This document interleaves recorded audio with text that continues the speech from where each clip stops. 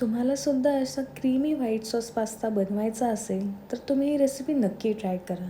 So इथे मी boiled मॅकरोनी घेतलेला आहे, चीज घेतलेला आहे, garlic and garlic butter, maida, mix herbs, 1 वाटी दूध आणि मला ज्या व्हेजिटेबल्स आवडतात मी त्या घेतलेल्या आहेत. तुम्ही तुमच्या आवडीनुसार घेऊ शकता. सो इथे तेलामध्ये मी गार्लिक अँड गार्लिक बटर टाकलेलं आहे.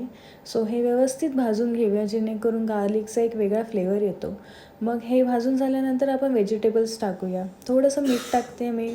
सो व्हेजीसला वेगळी टेस्ट येते. मग त्याच तेलामध्ये आपण मैदा टाकूया. मैदा व्यवस्थित भाजून घेऊया. व्यवस्थित मैदा भाजायचा आहे जेणेकरून तो कच्चा लागणार नाही. मग त्याच्यामध्ये मिक्स हर्ब्स आणि 1 वाटी दूध टाकूया आणि मग लगेचच चीज टाकून व्यवस्थित आपण त्याला चीज मेल्ट होईपर्यंत शिजू देऊया जेणेकरून एक वेगळा सॉस तयार होईल. सो याच सॉसमध्ये आपल्याला आपला बॉइल्ड मॅकरोनी टाकायचं आहे. तुम्ही तुमच्या चवीनुसार मीठ टाकू शकता आणि मग 5-10 मिनटं एकंदरीत स्लो गॅसवर आपण शिजून देऊया. सो अशा प्रकारे आपला white sauce creamy pasta ready आहे. तुम्हाला ही रेसिपी आवडली असेल तर नक्की लाईक करा, शेअर करा आणि सबस्क्राईब करा. थँक्यू.